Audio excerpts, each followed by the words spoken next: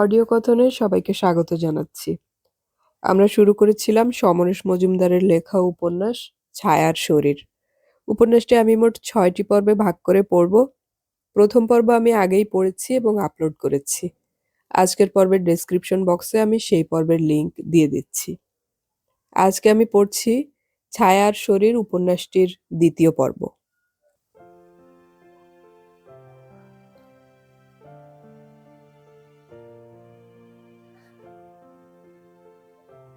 মাসখানেক পরে শিবানী মাসিমা ছেলের লেখা চিঠি নিয়ে এলেন। চিঠিটা মায়াবতীকে পড়ে শোনালেন তিনি।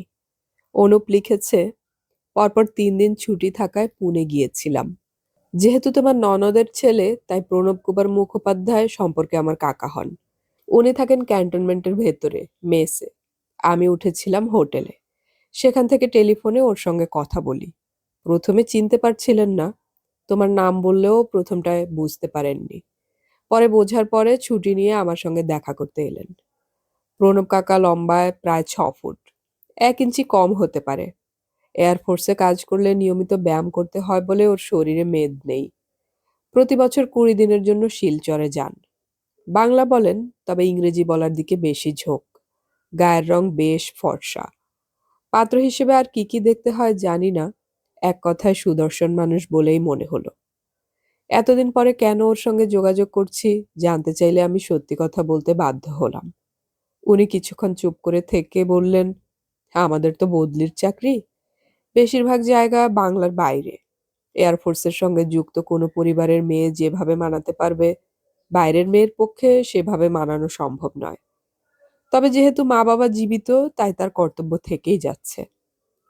ওর বাবা বিয়ের জন্য চাপ দিচ্ছেন বলে উনি বাধ্য হয়ে রাজি হয়েছেন। পৃথার ব্যাপারে উনি শিলচরে ওর বাবার সঙ্গে যোগাযোগ করতে বললেন। এরপরে আমি জিজ্ঞাসা করি বাংলা গান, কবিতা ইত্যাদি উনি ভালোবাসেন কিনা। উনি বললেন, বাংলা গান শোনার কোনো সুযোগ তিনি পান না। কবিতা তার কোনো দিনই তেমন ভালো লাগে না। ছেলেবেলায় খুব শ্যামা সঙ্গীত শুনতেন। আমি জিজ্ঞাসা করতে পারিনি উনি কোনো নেশা করেন কিনা। যা হোক, ওর বাবার ঠিকানা পাঠালাম। আরেকটা খবর, সামনের মাসে উনি শিলচরে যাবেন। শিবানী মাসিমা বললেন, কোনো ছাঁদছিড়ি নেই লেখার। ভালো লোককে তোমরা পাত্র দেখতে পাঠিয়েছ। তবে অন্য সূত্রে খবর পেলাম বাবা মায়ের ওপর প্রণবের খুব ভক্তি শ্রদ্ধা আছে। আমি বলি কি, চিঠি লিখে তোমরা দুজনে শিলচর থেকে ঘুরে এসো। দুজনের যাওয়া তো সম্ভব নয়। এই বাড়ি মেয়েদের রেখে যাওয়া যাবে না। ওদের বাবাকে বলে গিয়ে দেখে আসতে। চিঠি পড়ে ছেলে সম্পর্কে আপনার কি ধারণা হলো? শ্যামা সঙ্গীত যখন শুনতো তখন মনটা নরম ছিল। এয়ারফোর্সে কাজ করতে করতে অবাঙালিদের সঙ্গে থেকে একটু কাঠখোট্টা হয়েই যেতে পারে। তবে অনুপ যখন সুদর্শন বলেছে তখন ধরে নিতে পারো খুব ভালো দেখতে। রাত্রে স্বামীকে বললেন মায়াবতী। অনুপ যা লিখেছে হুবহু তাই বললেন তিনি। কোনো রকম রং চড়ালেন না। শুনে ডাক্তারবাবু বললেন, মনে হচ্ছে ছেলে খারাপ নয়, তবে পৃথার উপযুক্ত না। কেন? তোমার মেয়ে কি স্বর্গের অপ্সরা? তুমি বুঝতে পারছো না। পৃথা কখনোই শ্যামাসঙ্গীত শোনেনি। ও বরাবর কাব্যসঙ্গীতের ভক্ত। ওইটুকু মেয়েকে যদি শ্যামাসঙ্গীত শুনতে হয়? কে বলেছে শুনতে হবে? কবে কোন ছেলেবেলায় প্রণব কুমার ওসব শুনেছে? ভুলেই মেরে দিয়েছে। তুমি কবে যাবে বলো? বেশ, যখন বলছো। ডাক্তারবাবু বাধ্য হয়ে বললেন, তুমি চিঠি লেখো, সামনের মঙ্গলবারে যাবে। মঙ্গলে উষা, বুধে পা। পরের মঙ্গল বা বুধবারে নয়। ডাক্তারবাবুর চিঠির উত্তর শিলচর থেকে এলো ১৫ দিন পরে। প্রণব কুমারের বাবা প্রাণকুমার মুখোপাধ্যায় লিখেছেন, আপনার পত্র পাইয়া যার পর নাস্তি খুশি হইলাম। যাহার মারফত আপনি আমাদের সম্পর্কে কিঞ্চিত অবগত হইয়াছেন, তাহাকে আমার আন্তরিক ধন্যবাদ জানাইবেন। হয়তো আপনি জানেন, তবু কর্তব্য জ্ঞানে আমাদের পরিবার সম্পর্কে কিছু তথ্য দেওয়া উচিত বলিয়া মনে করি। আমার পূর্বপুরুষ অধুনা পূর্ব পাকিস্তানে বাস করিতেন। তাহারা বিশাল স্থাবর সম্পত্তির অধিকারী ছিলেন। দেশভাগের সময়ে অস্থিরতা এমন প্রবল হইল যে প্রায় এক বস্ত্রে আমরা ভারতের শিলচরে চলিয়া আসি। ধীরে ধীরে আবার স্বাভাবিক জীবনযাপন করিবার প্রয়াস চালাইতেছি। অবশ্য আমার এক কাকা এখনো সেখানেই বাস করিতেছেন। আমার পুত্র শ্রীমান প্রণব কুমারের বাল্যকাল তাহার মাতামহের সংস্পর্শে অতিবাহিত হইয়াছে। বর্তমানে সে ভারতীয় বিমান বাহিনীতে অফিসারের পদে প্রমোশন পাইয়াছে। আপনি জানেন তাহার কর্মস্থল পুনেতে। প্রণব কুমারের বয়স 28 বছর 3 মাস। সে আগামী সপ্তাহে 20 দিনের ছুটিতে শিলচরে আসিতেছে। ওই সময় যদি আপনি আমার গৃহে পদধূলি দেন, তাহলে চক্ষুকর্ণের বিবাদ ভঞ্জন হইতে পারে। অনুগ্রহ করিয়া আপনার কন্যার একটি সাম্প্রতিক ফটোগ্রাফ সঙ্গে আনিবেন। অধিক আর কি, আপনি আমার প্রীতি এবং শুভেচ্ছা গ্রহণ করিলে ধন্য হইব। ইতি প্রাণকুমার মুখোপাধ্যায়। চিঠিটি পড়ে ডাক্তারবাবু বললেন, লোকটা যেমন নিজের স্ত্রীর কথা লেখেনি, তেমনি তোমাকেও শুভেচ্ছা জানায়নি। এখনো যে কেন মানুষ সাধু ভাষায় চিঠি লেখে। একজন পুরুষ মানুষ আরেকজন পুরুষ মানুষকে চিঠি লিখছেন, এর মধ্যে বাড়ির মেয়েদের টেনে আনবে কেন? মায়াবতী বললেন, তুমি কালই মেয়েকে নিয়ে শহরে যাও। ধরাধরি করলে সকালে ছবি তুলে বিকেলে দিয়ে দেবে। ও বাবা, থামওয়ালা বারান্দার বিশাল ছবি পেছনে টাঙিয়ে ওরা ছবি তোলে, কিরকম বানানো বলে মনে হয়। তাহলে ছবি কোথায় পাবে? দাঁড়াও, আমার ওপর ছেড়ে দাও। পরের দিনই ক্যামেরা কিনে আনলেন ডাক্তারবাবু।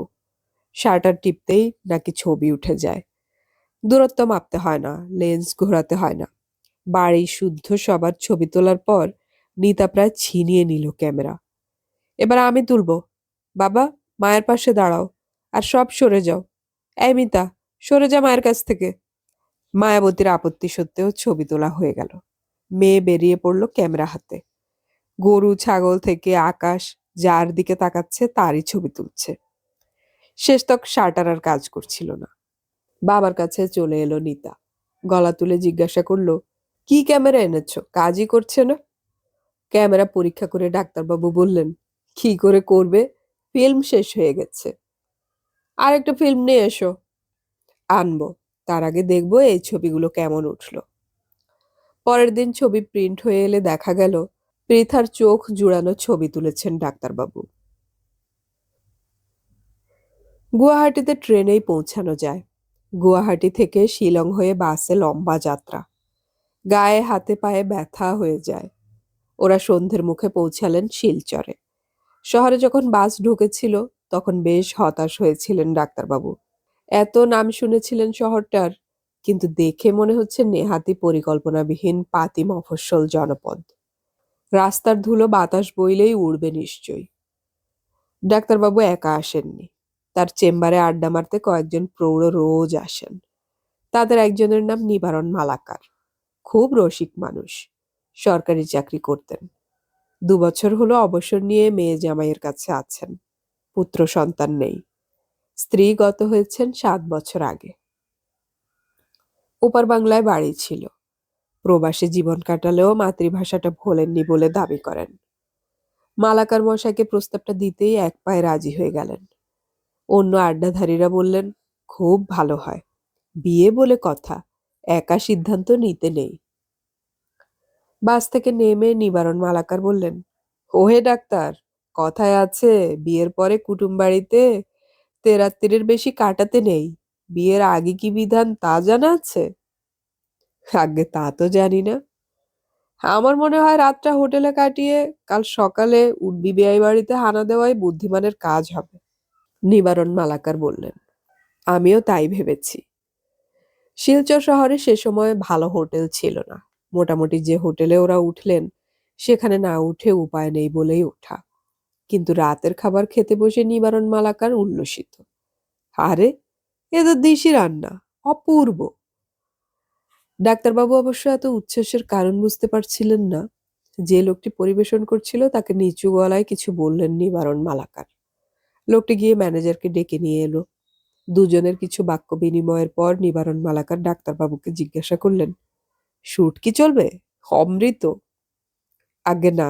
আপনি খাবেন নাকি? বাসনা হচ্ছে। জ্যান্ত মাছ থাকতে মানুষ শুটকি খেত না। বছরের একটা সময়ে যেহেতু জ্যান্ত মাছ পাওয়া যেত না, তাই ওই সময়ে খাওয়ার জন্য মাছগুলোকে শুটকি বানিয়ে রাখা হতো। এখানে তো জ্যান্ত মাছই রয়েছে, ডাক্তারবাবু বললেন। দূর, শুটকির স্বাদই আলাদা। আমার তো গন্ধেই বমি হয়ে যায়। যাক চলে, পাশে বসে বমি করলে আমি খাবো কি করে? আপনি খান, তাতে কোনো অসুবিধে নেই। খেয়ে তৃপ্ত হলেন নিবারণ মালাকার। ঘরে ফিরে ডাক্তারবাবু জিজ্ঞাসা করলেন, অ্যান্টাসিড গোছের কিছু খাবেন? কেন? হো হো, পাগল নাকি? হ্যাঁ, তোমাকে অনেক ধন্যবাদ দিচ্ছি ডাক্তার। ডাক্তারবাবু অবাক হয়ে তাকালেন। নিবারণ মালাকার বললেন, তোমার দৌলতে অনেক বছর পরে শুধু প্রিয় খাবারই খেলাম না, মায়ের ভাষায় কথা বললাম। আমরা কি বললাম তা নিশ্চয়ই ভালো বুঝতে পারোনি। ডাক্তারবাবু হাসলেন। আপনাদের কথাবার্তা শুনলে রবীন্দ্রনাথ নিজের লাইনগুলো আবৃত্তি করতেন। তোমার ভাষা বোঝার আশা দিয়েছি জলাঞ্জলি। শোয়ার পরে একটা চিন্তা প্রবল হওয়ায় ঘুম আসছিল না ডাক্তারবাবুর। পাত্রের বাবা প্রাণকুমার লেখেননি তারা বাড়িতে কি ভাষায় কথা বলেন। এই শিলচরের ৮০ ভাগ মানুষ পূর্ববঙ্গ থেকে এসেছেন। বাড়িতে তাদের ভাষায় কথা বলাই স্বাভাবিক। তাহলে ওই বাড়িতে বিয়ে হলে পৃথার কি হবে? বেচারা একটা কথাও বুঝতে পারবে না। ভাষা না বুঝলে অশান্তি হবেই। ইশারা ইঙ্গিতে যদি বোঝায়, তা সবসময় ঠিকঠাক বুঝতে পারবে? যদি দয়া করে ওর সঙ্গে কথ্য বাংলায় কথা বলে তাহলে ভালো, কিন্তু নিজেদের মধ্যে সেটা বলবে কেন? হঠাৎ মায়াবতীর ওপর খুব রাগ হলো তার। জোর করে ঠেলে পাঠালো তাকে। ব্যাপারটা নিয়ে একটুও ভাবলো না। মেয়েকে সাত তাড়াতাড়ি বিদায় করার জন্য যেন উন্মাদ হয়ে গেছে। কে বলবে পৃথা ওর নিজের পেটের মেয়ে? সকালে চা খেতে খেতে নিবারণ মালাকারকে জিজ্ঞাসা করলেন, আচ্ছা, আপনারা বাড়িতে কি ভাষায় কথা বলেন? নিবারণ অবাক হলেন। কেন? বাংলা। তবে জামাইয়ের প্রবণতা আছে ইংরেজি বলার। বাংলা মানে পূর্ববঙ্গের বাংলায়?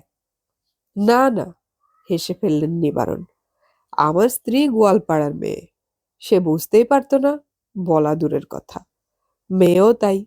আসলে ভাষাটা যে একদম আলাদা তা নয়, উচ্চারণের জন্য অবদ্ধ বলে মনে হয়। একটু স্বস্তি পেলেন ডাক্তারবাবু। প্রণব কুমার তো চাকরি সূত্রে ভারতের বিভিন্ন জায়গায় ঘুরছে, প্রবাসীদের সঙ্গে মিশছে। তাদের মধ্যে বাঙালিও নিশ্চয়ই আছে। তাদের সঙ্গে কথ্য বাংলাতেই বলতে অভ্যস্ত হওয়া স্বাভাবিক। নিবারণ মালাকার হোটেলের ম্যানেজারের কাছে ঠিকানা দেখিয়ে বাড়ির হদিশ জেনে নিলেন। জানলেন মুখার্জি পরিবারের দুটো বড় স্টেশনারি দোকান রয়েছে। রিকশায় উঠে তিনি জিজ্ঞাসা করলেন, আমরা যে যাচ্ছি তা ওরা জানেন? ওর চিঠি পেয়ে আমি চিঠি লিখেছিলাম, আজ সকাল 10টা নাগাদ যাব। পোস্ট অফিসের যা অবস্থা, চিঠি না লিখে টেলিগ্রাম করে দেওয়া উচিত ছিল। বেশিরভাগ বাড়ির ছাদ টিনের, কাঠের বাড়িও চোখে পড়ছে। নিবারণ মালাকার বললেন, শহরের বাইরেটা দেখে তো চোখ জুড়িয়ে যায়, ভেতরটা তার ঠিক উল্টো। যাকে কত উঠবে ভেবে রেখেছো তো? উঠবো মানে? দেনা পাওনার কথা বলছি। ওরা যদি 50,000 টাকা চান, আমরা কত অবধি বলতে পারি? যৌতুক দিতে হবে নাকি? চমকে গেলেন ডাক্তারবাবু। কোনো বাঙালি মেয়ের যৌতুক না দিয়ে বিয়ে হয়েছে বলে জানো? হ্যাঁ, আমি। আমার শ্বশুর মশাইকে 1 পয়সা যৌতুক দিতে হয়নি। একজনই প্রহ্লাদ হয়, বাকি সব দৈত্য সন্তান। কথা তুললে কি বলবে? না না, আমি মেয়েকে যেভাবে বড় করছি তাতে যৌতুকের প্রশ্নই ওঠে না। বেশ, এটাই আমাদের বক্তব্য। ওরা যদি যৌতুকের কথা না বলেন তাহলে আমরা যেচে বলবো না। তবে নিজে থেকে পাত্রকে তো কিছু দেবে। নিশ্চয়ই দেব। ঘড়ি, আংটি, বোতাম, জামা কাপড় যা দেওয়া উচিত সবই দেব। মেয়েকেও সাজিয়ে দেব যাতে বিয়ের কনে বলে মনে হয়, ডাক্তারবাবু বললেন। রিকশাওয়ালাকে বলা ছিল। সে একটা টিনের গেটওয়ালা বাড়ির সামনে রিকশা দাঁড় করিয়ে বললেন, দেখুন। গেটের গায়ে একটা ফলকে লেখা আছে প্রাণকুমার মুখোপাধ্যায়। ডাক্তারবাবু ভাড়া মেটাতেই বাগানের ওপারে বারান্দায় একজন হন্তদন্ত হয়ে বেরিয়ে এলেন। ধুতির ওপর গেঞ্জি পরা মানুষটির বয়স 60-এর উপরে। গেটের কাছে এসে জিজ্ঞাসা করলেন, আপনাদের পরিচয়? নিবারণ মালাকার বললেন, ইনি ডাক্তার তপনজ্যোতি চক্রবর্তী। আমি নিবারণ মালাকার। আসুন আসুন, আমি প্রাণকুমার মুখোপাধ্যায়। আপনার লেখা চিঠি কাল বিকেলে পেয়েছি। সঙ্গে সুটকেস নেই? কোথায় রেখে এলেন? নিবারণ বাবু বললেন, আমরা কাল রাত্রে এসে পৌঁছেছি। তখন আপনাদের বিরক্ত করতে চাইনি বলে হোটেলে উঠেছি। ছি ছি, আমাদের সঙ্গে দেখা করতে এসে হোটেলে উঠলেন কেন? আর এই শহরের হোটেলের যা চেহারা! না, কাজটা ভালো করেননি। নিবারণ মালাকার বললেন, আফসোস করবেন না। সম্পর্ক যদি তৈরি হয় তখন দেখবেন এত ঘন ঘন আসবো যে আপনারা হাঁপিয়ে উঠবেন। প্রাণকুমার ওদের বাড়ির মধ্যে নিয়ে এলেন। বারান্দা দিয়ে না এসে পাশের খিড়কি দিয়ে একটা বড় নিকানো উঠোনে ঢুকে প্রাণকুমার বললেন, এই আমার বাড়ি। মোট 5টি শোয়ার ঘর ছাড়া ওইদিকে রান্নার ঘর, খাওয়ার ঘর, উঠোনের একপাশে কুয়ো, নলকূপ, মেয়েদের স্নানের জায়গা, পায়খানা। আসুন বারান্দায় বসি। পাশের বারান্দায় 4টে বেতের চেয়ার এবং বেতের টেবিল সাজানো ছিল। সেগুলোতে বসার পর প্রাণকুমার বললেন, দেশের বাড়িতে যা ছিল তা মনে করতেই বুকে যন্ত্রণা হয়। প্রায় শূন্য হাতে এসে অনেক লড়াই করে এইটুকু করতে পেরেছি। যাকগে, আসতে তেমন কষ্ট হয়নি তো? ডাক্তারবাবু বললেন, পথ দীর্ঘ, এছাড়া আর কিছু নয়। নিবারণ মালাকার সুর করে বললেন, কেন পান্থ ক্ষান্ত হও হেরি দীর্ঘ পথ, উদ্যম বিহনে কি মেটে মনোরথ? প্রাণকুমার জোরে হাসলেন। বাহ, আপনি তো বেশ রসিক মানুষ। আপনার সঠিক পরিচয়টা জানলাম না। ডাক্তারবাবু বললেন, উনি আমার খুব ঘনিষ্ঠ। সরকারি অফিসার ছিলেন, রিটায়ার করে আমাদের সঙ্গ দেন। এখানে একা আসবো তাই ওকে বলতেই উনি দয়া করে রাজি হয়ে গেলেন। এসে লাভ বই লোকসান তো হচ্ছে না। ডাক্তারবাবু লক্ষ্য করছিলেন এ বাড়ির কাউকে বারান্দায় দেখা যাচ্ছে না। মহিলা দূরের কথা, কোনো শিশুও চোখের সামনে আসছে না। আপনার মেয়ের বয়স এখন 16, উপযুক্ত বয়স। ছবি এনেছেন? হ্যাঁ। বুক পকেট থেকে খাম বের করে এগিয়ে ধরলেন ডাক্তারবাবু। সেই খাম থেকে ছবি বের করে মাথা নাড়লেন প্রাণকুমার। বাহ, গায়ের রং কি একটু চাপা? ছবিতে ঠিক বোঝা যায় না। গৌরবর্ণ নয়, তবে অতি উজ্জ্বল শ্যামবর্ণ। আমার ছেলে আবার বংশ ছাড়া রং পেয়েছে, সাহেবদের মতো। হাসলেন প্রাণকুমার। আপনার মেয়েকে আমার ভালো লেগেছে। এখন বাড়ির মহিলারা কি বলেন দেখি। প্রাণকুমার গলা তুললেন। হরিহর! উঠোনের ওপাশ থেকে হাফ প্যান্ট পরা একটি কিশোর উকি মারল। এদিকে আয়। কিশোর এগিয়ে এসে সামনে দাঁড়ালে তার হাতে খাম দিলেন প্রাণকুমার। ভেতরে নিয়ে গিয়ে দেখা। কিশোর পাশের ঘরে ঢুকে গেল। প্রাণকুমার জিজ্ঞাসা করলেন, আপনার 4 মেয়ে? হ্যাঁ। এটি বড়? হ্যাঁ। কি পড়ছে? এবার স্কুল ফাইনাল দেবে, টেস্ট হয়ে গেছে। ভালো। মা যদি সন্তানকে প্রাথমিক শিক্ষা না দিতে পারে তাহলে? যাকগে, আপনারা কি পূর্ববঙ্গের মানুষ? আমার ঠাকুরদার ঠাকুরদা ছিলেন যশোরের লোক। যশোরকে তো পূর্ববঙ্গ বলা যায় না। এবার দেখা গেল দুজন কাজের মহিলা দুটো ট্রে হাতে বেরিয়ে আসছে। তাদের পেছনে অনেকটা ঘোমটা দিয়ে বাইরে বেরোবার শাড়ি পরে একজন মহিলা। দাসীরা ট্রে দুটো নামিয়ে চলে গেলে দেখা গেল প্রচুর পরিমাণে সন্দেশ, রসগোল্লার সঙ্গে লুচি, তরকারি কয়েকটা প্লেটে উপচে পড়ছে। প্রাণকুমার বললেন, খেয়ে নিন। নিবারণ মালাকার মাথা নাড়লেন। অসম্ভব, এত মিষ্টি খেতে পারবো না। মহিলা জিজ্ঞাসা করলেন, চা? নিবারণ বললেন, হ্যাঁ, চা খাবো। মহিলা চলে গেলেন। ডাক্তারবাবু বললেন, সত্যি অসম্ভব হবে এত খাওয়া। তাছাড়া নিবারণদার সুগার আছে, এত মিষ্টি খেলে অসুস্থ হয়ে পড়বেন। তুলে নিয়ে যেতে বলুন। থাক থাক, শরীর যদি খারাপ হয় তাহলে ওসব খাওয়ার দরকার নেই। কয়েকটা লুচি খেয়ে নিন, চা আসছে। মিনিট 5 বাদে চা এলো। মহিলা এসে খাম ফেরত দিয়ে স্বামীকে যা বললেন তা আন্দাজে বুঝলেন ডাক্তারবাবু। মেয়ের ছবি দেখে সবাই খুশি হয়েছে, তবে ছবিটা রেখে দিয়ে যেতে হবে। ছেলে আজ আসছে, তাকে তো দেখাতে হবে। প্রাণকুমার মাথা নাড়লেন। স্ত্রী চলে গেলে বললেন, বুঝতে পেরেছেন ওর কথা? খানিকটা। আপনার মেয়েকে সবার পছন্দ হয়েছে, তবে ছবিটা রাখছি ছেলের দেখার জন্য। নিশ্চয়ই, কিন্তু শুধু ছবি দেখে সিদ্ধান্ত না নিয়ে স্বচক্ষে দেখে আসুন, আমাদের বাড়িঘরও সেই সঙ্গে দেখা হয়ে যাবে। ডাক্তারবাবু বললেন, তা তো বটেই, কিন্তু বিয়ের ব্যাপারে একটা সমস্যা তৈরি হয়েছে। কি রকম? প্রণব বছরে একবারই ছুটি পায়। আমি যদি আপনার মেয়ের ছবি আগে দেখতাম তাহলে ওকে লিখতাম এখন ছুটি না নিতে। সে আজ এখানে আসছে, তার মানে হলো আগামী 1 বছর সে আসতে পারবে না। অর্থাৎ বিয়ের জন্য আমাদের আরো 1 বছর অপেক্ষা করতে হবে। বেশ তো, আমার আপত্তি নেই। আমার আছে। সামনের বছরে আপনার মেয়ে কলেজে পড়বে, প্রণবেরও বয়স 1 বছর বাড়বে। আমি এই কারণে বেশ কিছু পাত্রী দেখেছি, তাই সিদ্ধান্ত নিয়েছি ও যখন আসছে তখন এই ছুটিতেই ওর বিয়ে দেব। সে কি? চমকে গেলেন ডাক্তারবাবু। এমন কিছু হাতি ঘোড়া ব্যাপার নয়, কিছু কেনাকাটা, লোক ডেকে অতিথিদের খাওয়ানো, এই তো। নিবারণ মালাকার চুপচাপ শুনছিলেন। বললেন, ব্যাপারটা অত সরল নয়। গয়নাগাটি গড়ানোর ব্যাপার আছে, আত্মীয় স্বজন যারা দূরে থাকেন তাদের নেমন্তন্ন করে আনতে হবে। তাছাড়া একটা মানসিক প্রস্তুতিরও প্রয়োজন আছে। কার?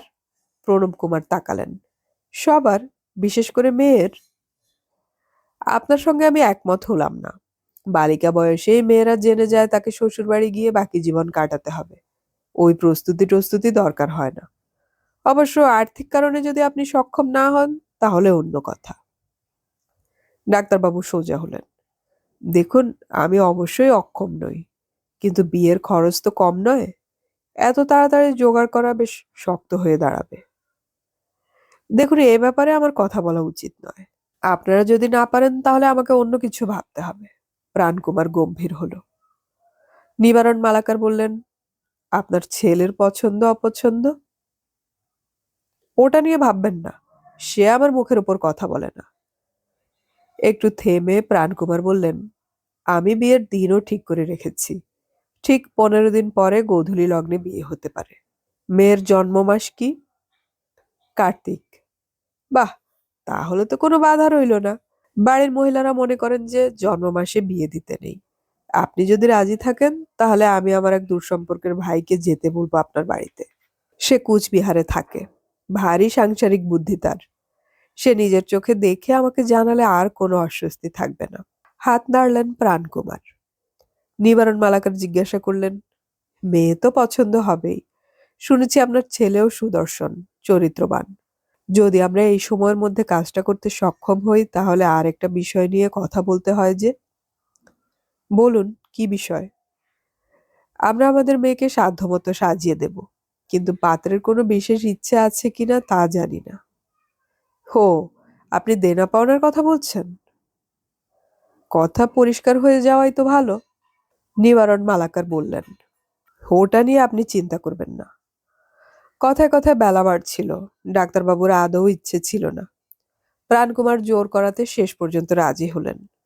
নিবারণ মালাকারও বললেন, মফস্বলের মানুষ, তার উপর পূর্ববঙ্গ থেকে এসেছেন, দুপুরে থাকলে না খাইয়ে ছাড়বেন না। মধ্যাহ্ন ভোজন অতি তৃপ্তি করে খেলেন নিবারণ মালাকার। 2 রকমের শুটকির পরে চিতল মাছের বড় পেটি, বোয়াল মাছ, মাংস, কোনোটাতেই তিনি না বলেননি। ডাক্তারবাবু অনেক অনুরোধ সত্ত্বেও নামমাত্র খেলেন। বিদায় নেওয়ার আগে প্রাণকুমার জিজ্ঞাসা করলেন, রাতের আহারের ব্যবস্থা কি করতে পারি? ডাক্তারবাবু বললেন, আমরা আজ সন্ধ্যের বাসে ফিরে যাব। ওহো! প্রাণকুমার মাথা নাড়লেন। তাহলে মতামতটা জানিয়ে যাবেন? নিশ্চয়ই। রিকশা ডেকে আনলো কাজের লোক। তাতে ওঠার পর প্রাণকুমার একটা মুখবন্ধ খাম ডাক্তারবাবুর হাতে ধরিয়ে দিয়ে বললেন, যা লেখা আছে তার সবটাই দেওয়া বাধ্যতামূলক নয়। যেটা পারবেন সেটা জানালেই হবে। রিকশা চলল। ওরা কেউ কথা বলছিলেন না। নীরবতা ভাঙলেন নিবারণ মালাকার। কি হে ডাক্তার, 15 দিনে তৈরি হতে পারবে? তার চেষ্টা করতে পারি, কিন্তু অস্বস্তি হচ্ছে কয়েকটা কারণে। ডাক্তারবাবু চোখ বন্ধ করলেন। ছেলে মেয়ে কেউ কাউকে দেখলো না, আমিও পাত্রকে দেখিনি। যা অনুপ বলেছে তাই শুনেছি। এটা কি ঠিক হচ্ছে? দ্বিতীয়ত, এতক্ষণ ওই বাড়িতে থাকলাম, একমাত্র প্রাণকুমারের স্ত্রী ছাড়া অন্য কোনো মহিলাকে দেখলাম না। তিনিও ঘোমটায় মুখ প্রায় ঢেকেছিলেন। বাড়িতে কি আর কোনো মহিলা নেই? 3, ভদ্রমহিলা যে কয়েকবার মুখ খুলেছেন ততবার অন্যরকম ভাষা বেরিয়েছে। তার মানে ওরা বাড়িতে নিজেদের মধ্যে ওই ভাষাই কথা বলেন। আমি তো ভাবতেই পারছি না পৃথা ঘোমটায় মুখ ঢেকে বসে আছে। ওর সঙ্গে ওই ভাষায় কথা বললে বিন্দু মাত্রই বুঝবে না। তাছাড়া কিছু মনে করবেন না, এত মশলা এবং ঝাল দেওয়া রান্নায় মেয়ে একদমই অভ্যস্ত নয়। নিবারণ মালাকার শুনছিলেন, হঠাৎ ব্যস্ত হয়ে বললেন, সামনের রিকশার দিকে তাকিয়ে দেখো তো ডাক্তার। ডাক্তারবাবু দেখলেন সুদর্শন একটি যুবক পায়ের সামনে বড় সুটকেস নিয়ে রিকশায় বসে আছে। রিকশাটা তাদের পাশ দিয়ে উল্টো দিকে চলে গেল। নিবারণ মালাকার বললেন, এই ছেলেটির নাম প্রণব নয় তো? আজই তার আসার কথা। ডাক্তারবাবু কিছু বলার আগেই রিকশাওয়ালা বলল, আপনারা যে বাড়ি থেকে বের হলেন সেই বাড়ির ছেলে, বিদেশে চাকরি করে। বাহ! নিবারণ মালাকার হাসলেন। আমাদের পাত্র দেখা হয়ে গেল। ডাক্তারবাবু চলন্ত রিকশায় বসে পেছনে তাকালেন। এভাবে যুবককে দেখতে পাওয়ার কথাও নয়। বললেন, দেখতে তো ভালোই লাগলো। ভালো লাগলে কম বলা হবে ডাক্তার, রাজপুত্রের মতো দেখতে। হোটেলের ঘরে ঢুকে খামটা খুললেন ডাক্তারবাবু, তারপর এগিয়ে দিলেন, আপনিই পড়ুন, আমার মাথা কাজ করছে না। নিবারণ মালাকার কাগজটা বের করে পড়লেন। ওপরে লেখা আছে আনুমানিক ব্যয়। হাসলেন তিনি, ভালো। ১. মোট ৩০ জন বরযাত্রীর যাতায়াতের খরচ। ২. তাদের আপ্যায়ন এবং থাকা খাওয়ার সুবন্দোবস্তের খরচ। ৩.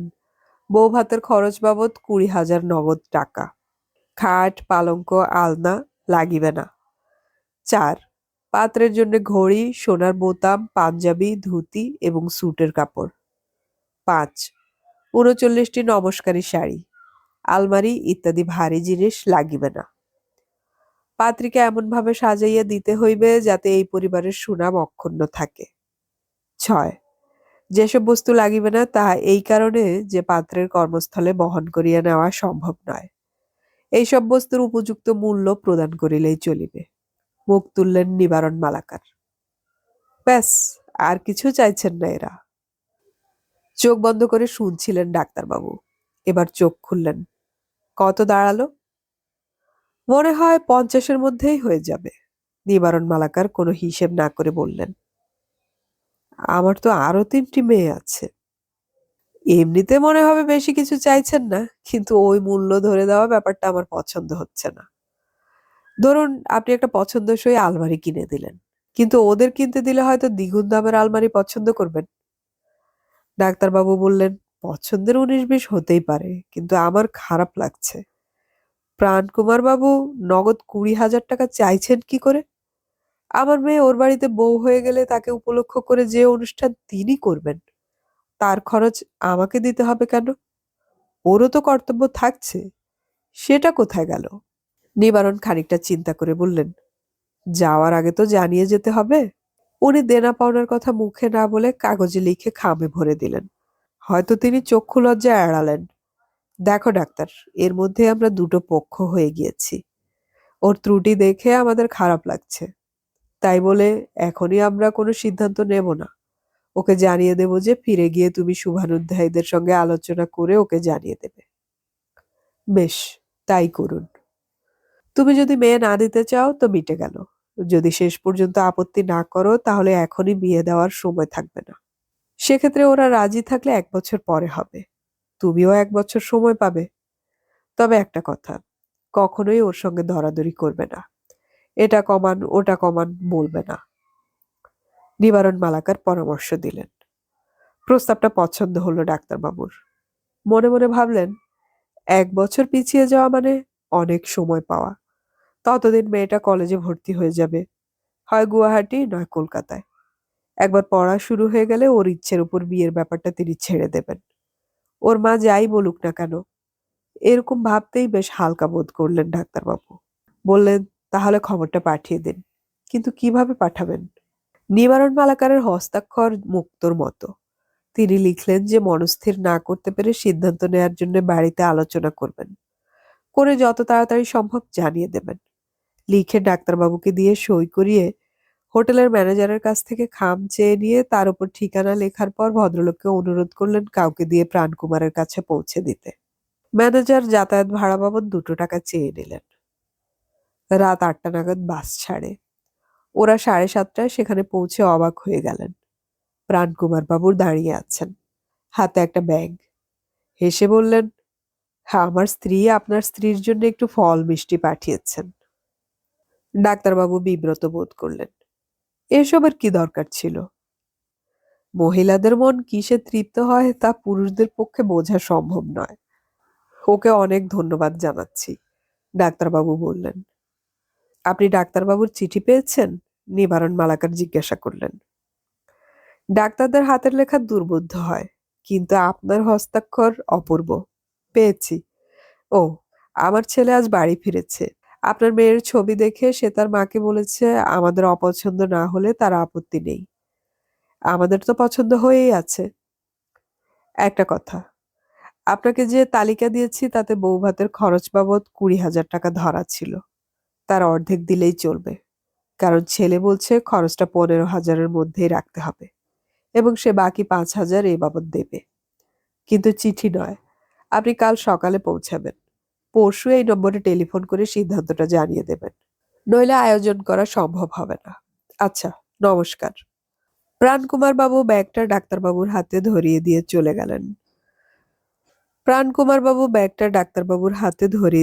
গেলেন। বাসে ওঠার পর নিবারণ মালাকার বললেন, অত্যন্ত বুদ্ধিমান মানুষ। দেখছি তাই। তবে নির্বোধ গোয়ারদের চেয়ে বুদ্ধিমান বাস্তববাদী ঢের ভালো। কি করা উচিত বলুন তো? দেখুন, মেয়ের বিয়ে আজ নয় কাল দিতেই হবে। চাপ যখন কমে গেল তখন রাজি হয়ে যান। রিকশায় বসা ছেলেটিকে যেটুকু দেখেছি জামাই হিসেবে খুবই গ্রহণীয়। নিবারণ মালাকারের কথাগুলো খুবই সত্যি, কিন্তু মন থেকে অস্বস্তি যাচ্ছিল না ডাক্তারবাবুর। পৃথা এই বাড়ির বউ হলে ওইভাবে ঘোমটা দিয়ে থাকবে? ও তো শাশুড়ির একটাও কথা বুঝবে না। তার চেয়ে বাড়িতে গিয়ে বলবেন পাত্র পছন্দ হয়নি, মেয়েটা পড়ুক। কিন্তু মায়াবতী তার স্বামীকে চেনেন। জেরা করে করে সত্যি কথাটাকে বের করে এনে অবাক হয়ে বললেন, তুমি কি, মেয়েটা ভালো থাক সুখে থাক তা তুমি চাও না? আমি কবে চাইলাম না? অবাক হলেন ডাক্তারবাবু। তাহলে মুখ বেজার করে অপছন্দের কথা বলছো কেন? কোনটা তোমার অপছন্দ? ভাষা। ওদের ভাষা পৃথা বুঝতেই পারবে না। তুমি কি করে বুঝলে? আমি তো প্রাণকুমার বাবুর সঙ্গে কথা বলেছি। তিনি আমার সঙ্গে মাতৃভাষা বলেননি, কিন্তু ওর স্ত্রী বলেছেন। 2 দিন লাগবে বুঝতে। মেয়েরা হলো জলের মতো, যে পাত্রে রাখবে তাতেই মানিয়ে নেয়। ওরকম রূপবান স্বামী সচ্ছল শ্বশুরবাড়ি পাওয়া ভাগ্যের কথা। তাছাড়া প্রণব নিশ্চয়ই বউকে বাপ মায়ের কাছে ফেলে রাখবে না। তাহলে চিন্তা কিসের? এইসব কথা বলে মায়াবতীর স্বস্তি হলো না। নিতাকে পাঠিয়ে নিবারণ মালাকারকে ডাকিয়ে এনে জানলেন আপত্তি করার তেমন কোনো কারণ নেই। জানার পর অনুরোধ করলেন, আপনি ওকে নিয়ে একবার টেলিফোন এক্সচেঞ্জে গিয়ে টেলিফোনটা করে আসুন। ওকে একা ছাড়তে ভরসা হচ্ছে না। কি বলতে যে কি বলে আসবে। ডাক্তারবাবু বাধ্য হলেন নিবারণ মালাকারের সঙ্গী হতে। অনেক চেষ্টার পর লাইন পেয়ে প্রাণকুমার বাবুর খোঁজ করতে ওদের জানানো হলো তিনি অনেকটা দূরে থাকেন, তবে বলে গিয়েছেন আপনারা সম্মত আছেন কিনা তা জেনে নিতে। ডাক্তারবাবু বললেন, হ্যাঁ, সম্মত আছি। ওদের বলবেন যোগাযোগ করতে। নিবারণ মালাকার ভরসা দিলেন, সবাই মিলে হাত লাগালে শুভ কাজ সুসম্পন্ন হবে।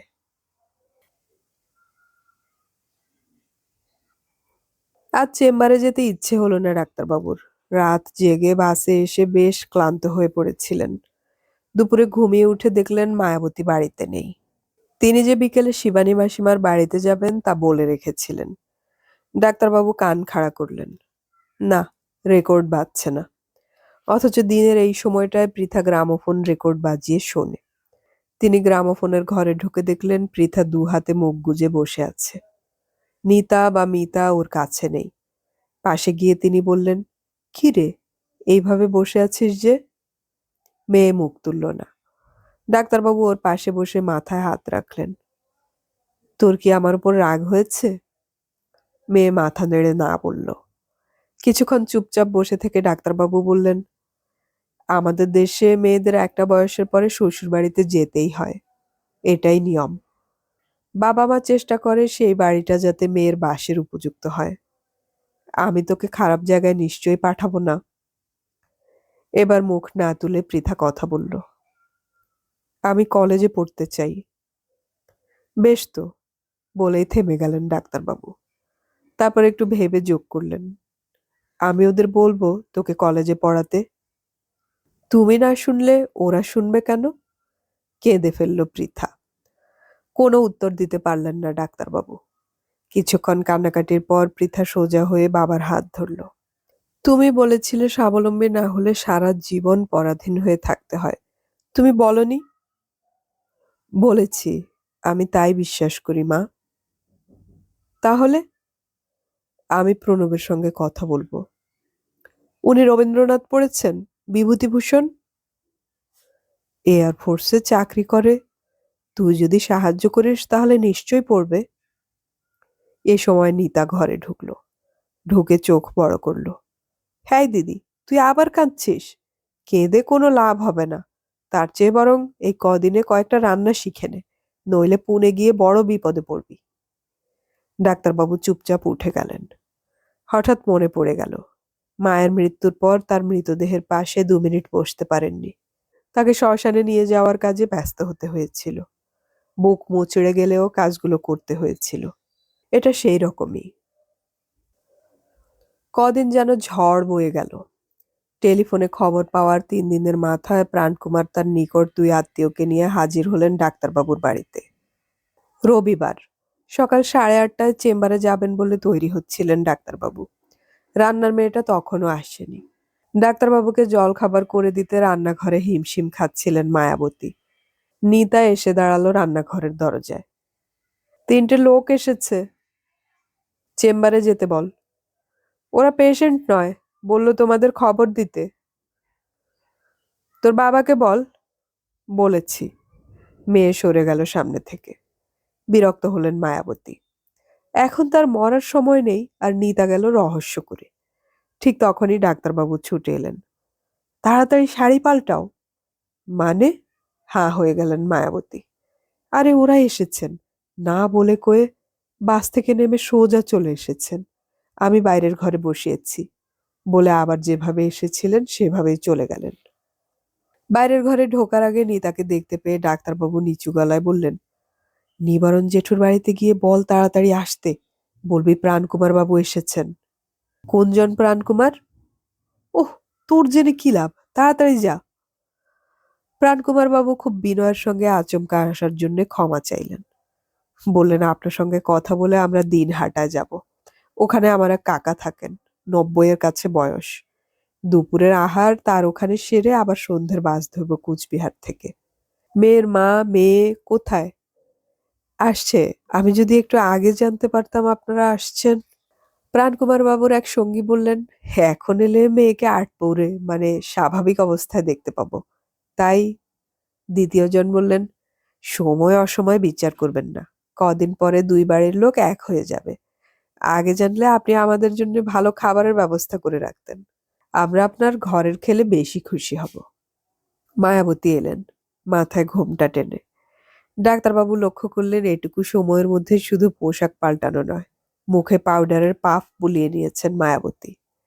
আলাপ হওয়ার পর প্রাণকুমার জিজ্ঞাসা করলেন, ডাক্তারবাবুর কাছে তো আমার বাড়ির খবর পেয়েছেন, কোনো প্রশ্ন থাকলে বলুন।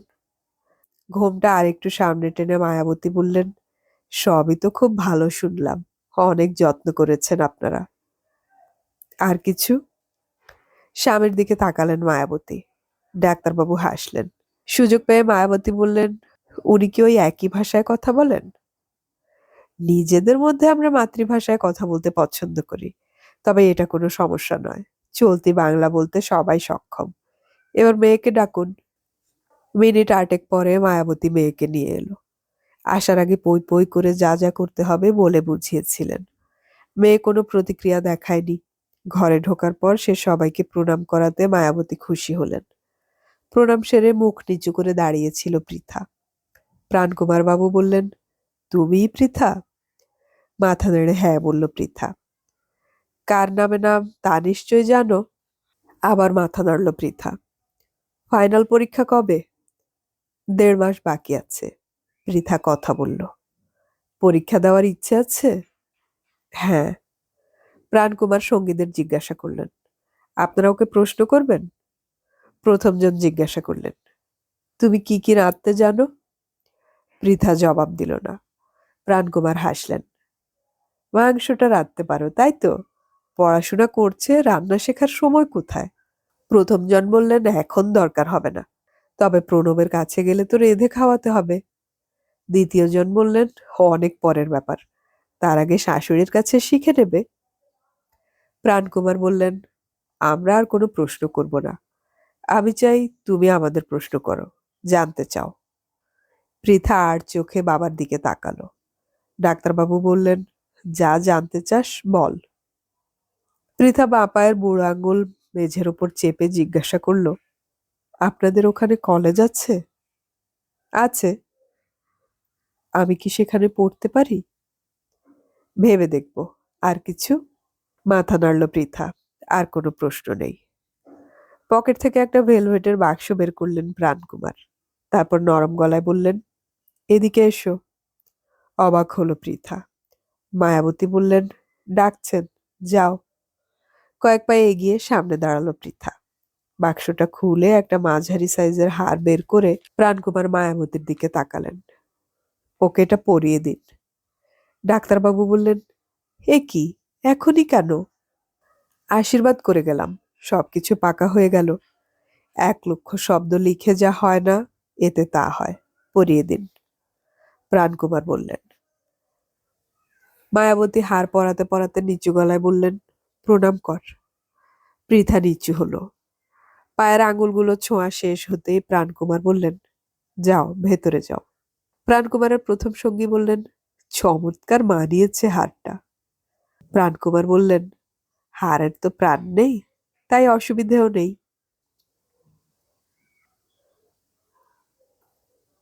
বরযাত্রীরা অত্যন্ত ভালো ব্যবহার করেছিল। বিয়ের আয়োজনে কোনো খুঁত থাকলেও তা চোখে পড়েনি। বাড়ির সামনে প্যান্ডেল তৈরি হয়েছিল, যেখানে পাড়ার মানুষ, বন্ধুরা, আত্মীয় স্বজন ছাড়াও ডাক্তারবাবুর পেশেন্টরা আমন্ত্রিত হয়ে এসেছিলেন। সবাই বলেছিলেন পাত্র অত্যন্ত সুপুরুষ, কিন্তু বিয়ের কনেকেও দেখে চোখ ফেরানো যাচ্ছিল না। রাত কাটিয়ে পাত্রপক্ষ কনেকে নিয়ে ফিরে গেলেন স্বস্থানে। পৃথার বাড়ি ছাড়ার মুহূর্তে সবাই সজল চোখে উপস্থিত ছিল। শুধু ডাক্তারবাবুকে খুঁজে পাওয়া যায়নি। যখন ধান চাল দিয়ে জন্মের ঋণ শোধ করানোর আয়োজন চলছে, তখন থেকে তিনি আড়ালে চলে গিয়েছিলেন। প্রাণকুমার শেষ মুহূর্তে বলেছিলেন, এই আচারটি থাক, মা বাবার ঋণ কোনোভাবেই শোধ করা যায় না। সঙ্গে সঙ্গে মায়াবতীকে জড়িয়ে ধরে চেঁচিয়ে কেঁদে উঠেছিল পৃথা। কেঁদেছিলেন মায়াবতীও। তার পাশে দাঁড়িয়ে মিতাও। কিন্তু নিতা কাঁদেনি। গম্ভীর গলায় বলেছিল, হ্যাঁ দিদি, কাঁদছিস কেন? তুই তো চিরকালের জন্য চলে যাচ্ছিস না। আবার যখন আসবি তখন তো হাসতে হাসতে আসবি। তোর একটা বাড়ি ছিল, এখন দুটো বাড়ি হলো। চুপ কর, চল গাড়িতে ওঠ। প্রাণকুমার সপ্রশংস চোখে তাকিয়ে বলেছিলেন, বাহ, চমৎকার বলেছে। ওরা চলে গেল। তবু কিছু ভিড় ছিল। শেষ পর্যন্ত সম্বিত ফিরে পেয়ে মায়াবতী নিতাকে জিজ্ঞাসা করলেন, দেখ তো, তোর বাবা কোথায়? জানি না, খুঁজে দেখতে বলছি। মেয়ের চলে যাওয়া আমরা সবাই সহ্য করতে পারলাম, আর উনি পারলেন না। অদ্ভুত। দুপুরের মুখে ডাক্তারবাবু ফিরে এলেন নিবারণ মালাকারের সঙ্গে।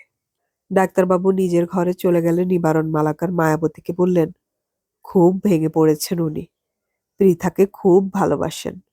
ওর চলে যাওয়াটা দেখতে চাননি। মনে করেছেন সহ্য করতে পারবেন না। আপনি এ নিয়ে ওকে কিছু বলবেন না। কথা রেখেছিলেন মায়াবতী। এখনো আত্মীয় স্বজনদের কেউ কেউ এই বাড়িতে। পাশের বাড়ির বাড়তি ঘরে পিডব্লিউডির বাংলোতে নিবারণ মালাকার মশাইয়ের বাড়িতে থেকে গেছেন। তাদের সঙ্গে বিকেল সন্ধ্যাতে কথা বলেছেন। ওদের অনেকেই আগামীকাল চলে যাবেন। কয়েকজন বৌভাতে খাওয়ার জন্য থেকে যেতে চান। পরের দিন টেলিফোন এক্সচেঞ্জ থেকে একজন এসে খবর দিয়ে গেল, ফোন এসেছে। বরযাত্রীরা পাত্রপাত্রীকে নিয়ে পৌঁছে গেছে, কোনো অসুবিধে হয়নি। তবু খাওয়ার ইচ্ছে হচ্ছিল না ডাক্তারবাবুর। মায়াবতী নিজে দাঁড়িয়ে সবাইকে খাওয়ালেন। রান্নার ঠাকুর যে খারাপ রাঁধেনি জেনে খুশি হয়েছেন। আর সেসব চুকতে চুকতে মধ্যরাত হয়ে গেল। খাওয়া শেষ করে গা ধুয়ে তিনি যখন শোয়ার ঘরে ঢুকলেন তখন রাত 1টা। ঘুমন্ত ছোট মেয়েকে বিছানার একপাশে টেনে রেখে দরজা বন্ধ করে আলো নিভিয়ে স্বামীর পাশে গিয়ে শুলেন তিনি।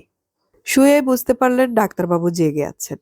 কয়েক মিনিট অপেক্ষা করে স্বামীর বুকের কাছে সরে এলেন। খুব কষ্ট হচ্ছে? শ্বাস ফেললেন ডাক্তারবাবু। কিছু বললেন না।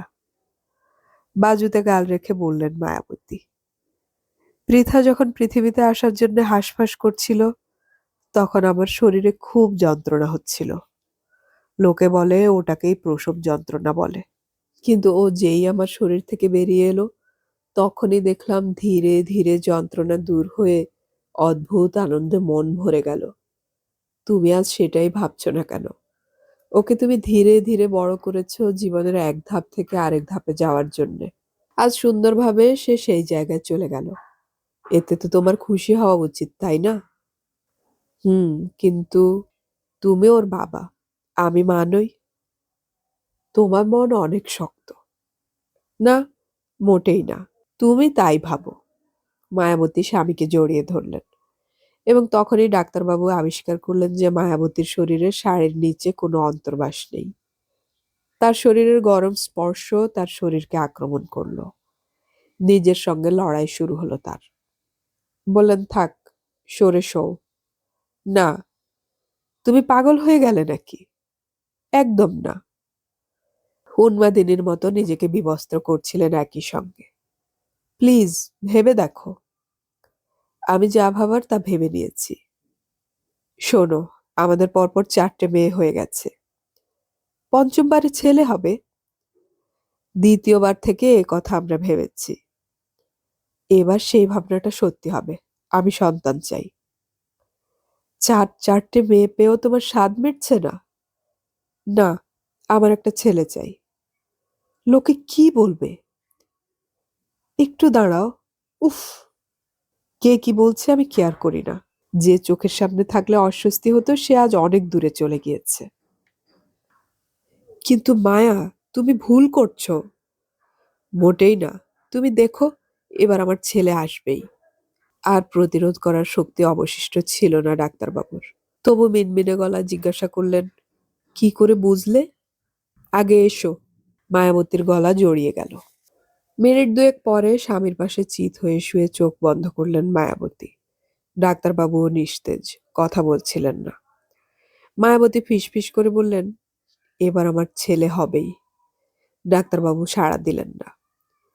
তোমাকে বলা হয়নি, আমি শিবানী মাসিমার সঙ্গে কুচবিহারে গিয়েছিলাম। উনি গয়না কিনতে যাননি। গিয়েছিলেন আমাকে নিয়ে বিখ্যাত জ্যোতিষী কালীপদ ন্যায়তীর্থের কাছে। তিনি ঠিকুজি বিচার করে বলেছেন আমার পঞ্চম সন্তান অবশ্যই ছেলে হবে। অদ্ভুত। মানে, তুমি এসব বুজরুকিতে বিশ্বাস করলে কি করে? হাসলেন মায়াবতী। গাছের পরিচয় কিসে বলো তো? পাতায়, ফলে। ডাক্তারবাবু জবাব দিলেন। ঠিক, কিন্তু গাছের পরিচয় শেকড়েও। মাটির তলায় যেসব কচু হয়, যেমন মানকচু, শোলা কচু, পঞ্চমুখী কচু, ওপরের পাতা দেখে তুমি আলু বললে, কিন্তু মাটির তলায় সেটা রাঙালু, মিষ্টি আলু না গোল আলু, তা মাটি খুঁড়ে না দেখে বলবে কি করে? তাই তোমার জানার বাইরে অনেক কিছু আছে যা তুমি জানো না। মায়াবতী হাসলেন। শাশুড়ি যখন বরণ করে পৃথাকে ঘরে তুলেছিলেন তখন আর সন্ধে নেই। দীর্ঘ বাস যাত্রায় পৃথার পাশে বসেছিল বরযাত্রী হয়ে আসা প্রাণকুমার বাবুর ভাইয়ের মেয়ে। সে খুব সতর্কভাবে কয়েকবার মুখ খুলেছিল। জল তেষ্টা পেয়েছে কিনা, খিদে পেয়েছে কিনা, অথবা কোথাও বাস থামলে জানতে চেয়েছে বাথরুম যাবে কিনা। প্রতিটি প্রশ্ন বুঝতে সময় লেগেছে পৃথার। মেয়েটি 2-3 বারে প্রতিশব্দ ব্যবহার করায় অর্থ বুঝে পৃথা মাথা নেড়ে না বলেছে।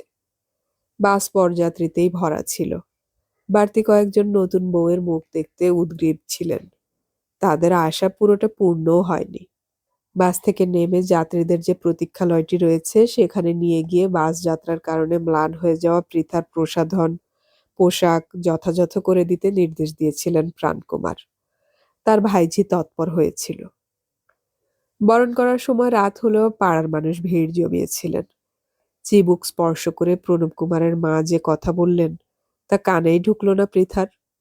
সঙ্গে আসা মেয়েটি ইশারায় বুঝিয়ে দিল কি কি করতে হবে। সেসব করার পর যে ঘরটিতে তাকে নিয়ে যাওয়া হলো, পরে সে জেনেছে সেটি তার এবং প্রণব কুমারের শোয়ার ঘর।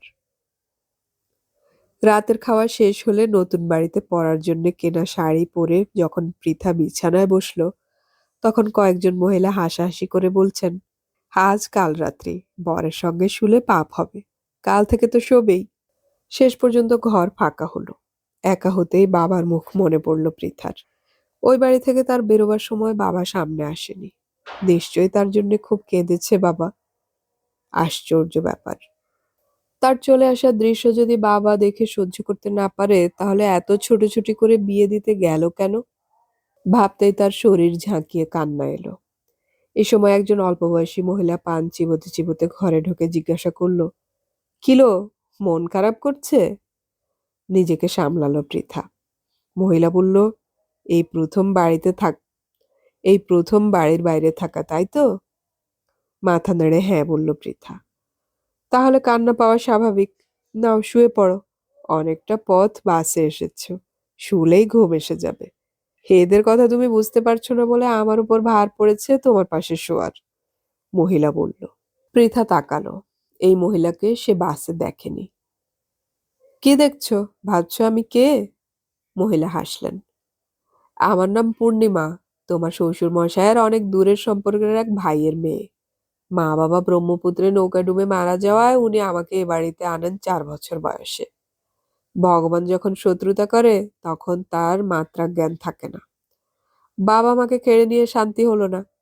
9-10 বছরেই এত রূপ দিল যে পাড়ার পুরুষদের চোখের দৃষ্টি বদলে গেল। আমাকে বাঁচাতে তোমার শ্বশুর 15 বছর বয়সে বিয়ে দিল আলিপুরদুয়ারের এক মাস্টার মশাইয়ের সঙ্গে। সেখানেই তো তোমাদের বাংলাটা শিখে ফেললাম। পূর্ণিমা হাসল। পৃথা মুগ্ধ হয়ে দেখল গজদাঁতটাকে নিচের পাটিতে। আপনারা বাঙালি নন? প্রথম কথা বলল পৃথা। হো মা, বাঙালি নয় কে বলল? ও, বুঝতে পেরেছি। সব বাঙালি তো এক বাংলা ভাষায় কথা বলে না, যে যেখানে থাকে সেখানকার মতো করে কথা বলে। আলিপুরদুয়ারে আমাদের বাড়ির পাশে যারা থাকতো, তারা মালদহের লোক। বাংলা কথা বলতো সুর করে করে। নাও শুয়ে পড়ো, আমারও ঘুম পেয়েছে। বিছানায় শরীর এলিয়ে দিল পূর্ণিমা। পৃথার মনে হলো মহিলার লাজ লজ্জা তেমন নেই। আঁচল পড়ে গেছে কোমরের নিচে, অথচ টানল না। খানিকটা দূরত্ব রেখে শুয়ে পড়ল পৃথা। আপনি এখন এখানে থাকবেন তো? যাওয়ার জায়গা আছে যে যাব? কেন, আলিপুরদুয়ারে? সেসব কবে চুকে গেছে। মানে? 3 দিনের ম্যালেরিয়ায় লোকটা মারা গেল। মাস্টারি করে তো বেশি টাকা পয়সা জমাতে পারেনি। এক ভাসুর নিয়ে যেতে চাইলো তার কাছে। বউ খুব অসুস্থ, আমাকে দেখাশোনা করতে হবে। কিন্তু সবে বিধবা হওয়া ভাইয়ের বউর দিকে যেভাবে তাকাচ্ছিল, তাতে বুঝে গেলাম কপালে কি আছে। চিঠি লিখলাম তোমার শ্বশুরকে। তিনি ছেলেকে পাঠিয়ে আমাকে এখানে নিয়ে এলেন। তোমার পর গো, ছুটিতে বাড়ি এসেছিল। শ্বাস ফেলল পূর্ণিমা। বরের সঙ্গে আলাপ হয়েছে? বাসর শুরু হয়েছিল মধ্যরাতে। শিবানী দিদা জামাইয়ের সঙ্গে মজার মজার কথা বলার চেষ্টা করেছিলেন, কিন্তু কিছুক্ষণ পরে জামাই বলেছিল, আমি কি এবার ঘুমোতে পারি? শিবানী দিদা চোখ কপালে তুলেছিল। হোমা, ঘুমাবে কি? বউয়ের সঙ্গে কথা বলো। তার জন্য তো বাকি জীবন পড়েই আছে। বাসর ভেঙে গেল। নিতা ছাড়া কুচোরা এসে শুয়েছিল তার পাশে। ওটাই নাকি নিয়ম। আলাপ কখন হবে? বুঝেছি। পূর্ণিমা হাসল। তোমার বরটি একটা নারকল। মানে? বাইরেটা শক্ত শুকনো, ভাঙলে দেখবে মিষ্টি নোনতা জলের আধার। একটু পরে পূর্ণিমার নাক থেকে বের হওয়া বাতাস শব্দ করতে লাগলো। ঘুম আসছিল না পৃথার। এলোমেলো অনেক ভাবনা শেষে হঠাৎ মনে প্রশ্নটা হলো, পূর্ণিমা কি করে জানতে পারলো লোকটার ভেতরটায় মিষ্টি নোনতা স্বাদ আছে? কিরকম অস্বস্তি শুরু হলো তার। এখানে বউ ভাতের খাওয়া দাওয়া হয় দুপুর বেলায়।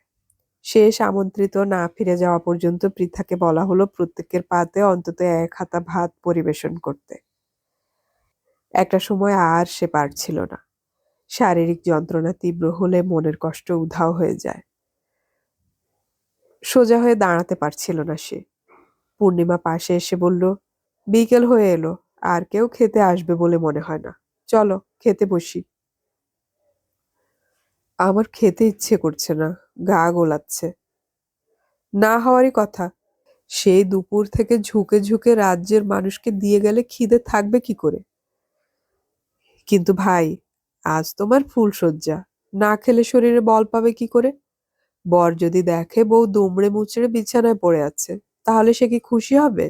অতএব ভেতরের ঘরে গিয়ে খেতে বসতে হয়েছিল। কিন্তু এক গ্রাস মুখে দিতেই শরীর গুলিয়ে উঠল। শাশুড়ি সামনে দাঁড়িয়ে দেখছিলেন। অনেক আগেই খাওয়া হয়ে গিয়েছিল তার। পৃথার দিকে তাকিয়ে তিনি সুর করে কিছু বললেন। সঙ্গে সঙ্গে খিলখিল করে হেসে উঠল পূর্ণিমা। শাশুড়ি ধমক দিতে হাসি গিলে ফেলল সে। তারপর ফিসফিস করে পৃথাকে বলল, তোমার শাশুড়ি কি বলল বুঝতে পেরেছ? মাথা নাড়ল পৃথা। না। বলল, এমন ভাব করছো যেন 4 মাসের পোয়াতি। পেটে বাচ্চা এলে নাকি শরীর গোলায়। আমার তো আসেনি, তাই কোনো অভিজ্ঞতাও নেই। পূর্ণিমা বলল। মুখ হাত কোনো মতে ধুয়ে ঘরে ঢুকে বিছানায় উপুর হয়ে শুয়ে পড়তেই কান্না ছিটকে এলো গলায়। এসব কি কথা? আজ অব্দি কাউকে বলতে শোনেনি সে। তার জীবনে কোনো পুরুষ মানুষ আসেনি। বিয়ে হয়েছে 2 দিন হলো, অথচ শাশুড়ি উদাহরণ দিতে গিয়ে ওইরকম অশ্লীল কথা বললেন। সে তো ওর মেয়ের মতন। নিস্তেজ হয়ে পড়ে রইল পৃথা। ক্রমশ তার মনে হচ্ছিল গভীর অন্ধকারে তলিয়ে যাচ্ছে। যে আলোতে সে এতটা কাল আলোকিত ছিল, তা দূর থেকে দূরে সরে যাচ্ছে। হঠাৎ মনে পড়ল তার। মনে পড়া মাত্র লাইনগুলো স্পষ্ট হলো। এ অন্ধকার ডুবাও তোমার অতল অন্ধকারে। ওহে অন্ধকারের স্বামী, এসো নিবিড়, এসো গভীর, এসো জীবন পারে। গীতবিতানের এই লাইনগুলোর অর্থ প্রথম পাঠে বুঝতে পারেনি সে। এই অন্ধকার ডোবাও তোমার অতল অন্ধকারে অর্থ কি? বাবা তাকে বুঝিয়ে দিয়েছিলেন। বোঝার পর সমস্ত শরীরে কদম ফুটেছিল। আজ এখন শরীরে যখন তীব্র যন্ত্রণা, মন যখন দুমড়ে মুচড়ে অসাড়, তখন মনে হলো এই লাইনগুলো রবীন্দ্রনাথ তার নিজের জন্য লিখেছিলেন। তিনি অবশ্যই অন্ধকারের মাঝে এসে তার 2 হাত ধরবেন। ভাবতেই কিরকম একটা বিশ্বাস ধীরে ধীরে তাকে আলোয় নিয়ে এলো। এই যে, ওঠো। পূর্ণিমার গলা কানে এলো। পৃথা উঠল না। পূর্ণিমা বলল, ওরা তোমাকে সাজাতে এসেছে। ফুলশয্যা বলে কথা, বর দেখে মুগ্ধ হবে। আমার তো হাত লাগাতে নেই, তাই দূর থেকে কথা বলবো। কেন? মুখ তুলল পৃথা। বাহ, আমি বিধবা না? ফুলশয্যার ফুল অপবিত্র হবে যে। এই সময় শাশুড়িকে ঘরে ঢুকতে দেখে দ্রুত উঠে বসল পৃথা। শাশুড়ি পান চিবুতে চিবুতে জিজ্ঞাসা করলেন। পৃথা উচ্চারণ বুঝতে না পেরে পূর্ণিমার দিকে তাকালো। পূর্ণিমা কোনো প্রতিক্রিয়া দেখালো না। শাশুড়ি আবার জিজ্ঞাসা করলেন, ব্যাপারখান কি? শাশুড়ি আরো এক পা এগিয়ে এসে জিজ্ঞাসা করলেন, তুমি কেমন আছো রে বা? পূর্ণিমা বলল, তুমি কেমন আছো জিজ্ঞাসা করছেন। ভালো, মাথা নেড়ে পৃথা বলল। পূর্ণিমা বলল, না খেলে গায়ে জোর আসবে কি করে? অসুস্থ হয়ে থাকলে তোমার স্বামীর তো একটুও ভালো লাগবে না। সঙ্গে সঙ্গে মাথা নাড়লেন শাশুড়ি। কিছু বললেন, তারপর বেরিয়ে গেলেন। পূর্ণিমা জিজ্ঞাসা করল, বুঝতে পারলে?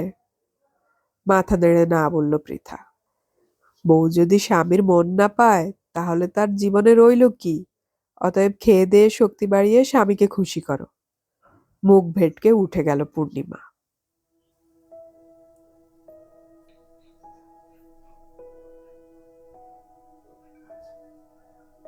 এতক্ষণ আমি পড়ে শোনালাম সমরেশ মজুমদারের লেখা উপন্যাস ছায়ার শরীর এর 2য় পর্ব।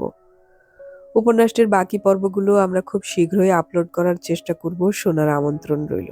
উপন্যাসটির পরবর্তী পর্বগুলো আপলোড করার সাথে সাথে নোটিফিকেশন পেতে হলে আমাদের সাবস্ক্রাইব বাটনের পাশের বেল আইকনটি চেপে রাখুন। অডিও কথনে আমাদের গল্প পাঠ ভালো লাগলে চ্যানেলটি সাবস্ক্রাইব করে রাখুন এবং বন্ধুদেরকে শেয়ার করুন। আমাদের গল্প পাঠ আপনাদের কেমন লাগছে তা কমেন্টে অবশ্যই জানাবেন। গল্প পড়ি, গল্প শুনি, বাংলা গল্প ছড়িয়ে পড়ুক সবখানে।